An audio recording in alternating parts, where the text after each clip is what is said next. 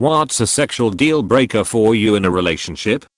I'm not getting involved in anything to do with shing. Yeah, what the F up with that anyway? I never understood that. Lack of initiation. It's nice to feel desired. Well, you need to tap mana first to activate the effect. Bad smell. Always conduct the belly button test. It's seductive foreplay and also gives you the warning signal in time without being too offensive. Belly button test is when you start kissing, move to neck kisses, down to chest, and eventually to belly button area. If you catch an unpleasing waft of foulness, you can then work your way back up to the face and hit the brakes on anything further without making that person feel horrible. Alternatively, just gag audibly and ask what the F is that stank? I had a girl tell me her fantasy was to have someone cut a hole in her then F it. That's my line. Wait, what? There are a lot of pretty girls who like a tranquilized mattress. You need to be participating. Are you sexually active? No, I just lay there. Not sure if this is a quote from something, but I'm using it the next time a doctor asks me. I was once told by someone that they have a sexual fantasy of getting an STD. Ducking goodbye. They're called bud chasers. I've seen some horrifying posts about the ones that fantasize about giving their list of STDs to other people without them knowing. Wanting to put anything in my PP. Edit. I'm a guy. There's a backstory to this, and I can't continue unless I know what it is. I'm sorry, dear. I gave you permission to touch my PP, but not to put anything inside of it. For the last time, sir, you have a kidney stone and we need to use a catheter.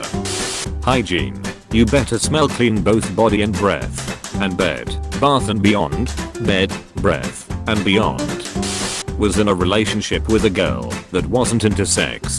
Every time we had, it felt like she was just doing me a favor. That was a huge turn off, and one of the reasons why we split. I believe for a healthy relationship, sexual appetites need to be at least similar. Edit. Remember, any sexual appetite is okay, no matter how large or small. Just remember to openly speak about it with your partner. Don't pretend for anybody's sake.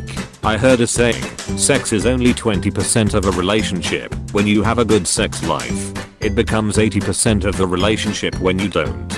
The problem is that usually, one partner thinks it's 80% and the other one 20%. When the other person only focuses on themselves, and sex finishes when they finish. Oh, you wanted to come? Sorry, I thought this was for me.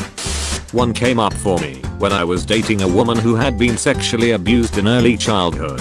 She wanted me to role play that she was a toddler and I was an adult who was molesting her. It's not that I was judgmental about that. I can understand how that could be healing to reenact that in a situation where she was actually in control, but it was way outside the boundaries of what I was comfortable with. I said no and our relationship went to immediately after that. If it's any consolation, that would end it for me too. Not being willing to laugh during sex. It doesn't need to be serious all the time.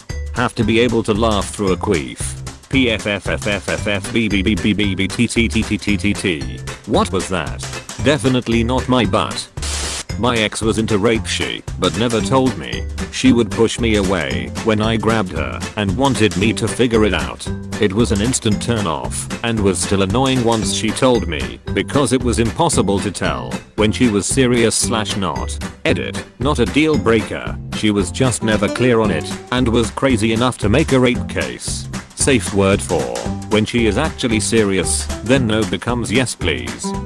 Never initiating sex. It feels the worst thing in the world when you have been in a relationship and have never had your girlfriend just climb all over you and want to duck your brains out. It makes you feel very unattractive and that sex is just something they don't like. The lack of sexual affection can be heartbreaking. Her ducking someone else. Yeah, this is the most important one. I like my GF like my coffee without another guy's PP in it. Instructions unclear. PP is now in coffee. I suppose that's one way to get some non-dairy creamer. Not being willing to spice it up or change it up. I knew my husband was the one when our first vacation together. We were checking out the beach house we rented, and before we'd even made it upstairs he pushed me up against the counter and just pulled my pants down. Best vacation ever. Even after 2 kids and several years, we still surprise each other by jumping in the shower with each other or having kitchen sex when the kids are asleep. I, Jude, am a huge lingerie fan. Different wrapping paper on the same present will always be a good surprise for me. When their ideas about women's pleasure are the same as DJ Khaled's. Just like his albums, he can't get it done without a bunch of other people showing up to lend a hand. I once had a girl break up with me because I wasn't into the whole pissing fetish. No half measures when it comes to that fetish. Either you're in or you're out. My wife wanting to have sex only once a month is beginning to feel like a deal breaker tbh. People who are super quiet, not a single moan, no heavy breathing, like, are you actually enjoying yourself? BC, I'm worrying that I'm doing a job and that's a huge turn off for me. Edit, y'all. I'm silent when I'm on my own too. I don't think it's that unusual, but when I'm with someone it's a totally different story. Honestly, someone once tried to incorporate my CSA, childhood sexual abuse, into our bedroom. Without prompt or discussion. It's the only time I've ever stopped someone and f***ing left them and never returned. Edit, I never said it was a daddy kink. Some dense numpties out there are having a hard time grasping the concept and borderline defending the asshole. But the bottom line is that the only person who can decide how to handle their trauma is the survivor. Maybe a bit late, but who cares? Once a girl asked me to bring my dog, but when I asked what for she said that she wanted him to join us. Never got anywhere near her. Too rough. I hooked up with a girl that liked being really rough, which was kind of hot, until she put my balls in a death grip. No thank you. Some guys might like that, but that was not for me. When they act upset or offended because you can't get it up. Life can get stressful and sometimes you have too much on your mind preventing you from getting in the zone. Or you're just not in the mood at that time. This doesn't mean I don't find you sexy or that I'm secretly attracted to the opposite sex. Bad kissing, by which I mean the inability / lack of initiative to learn to kiss the way your partner likes. I love kissing and consider it maybe the most important part of any sex act, and it's a huge turn on for me, but I've had a lot of people confuse that for more tongue. I like light kissing that gets deeper and only some tongue. If you don't kiss the same as me when we start out, that is fine.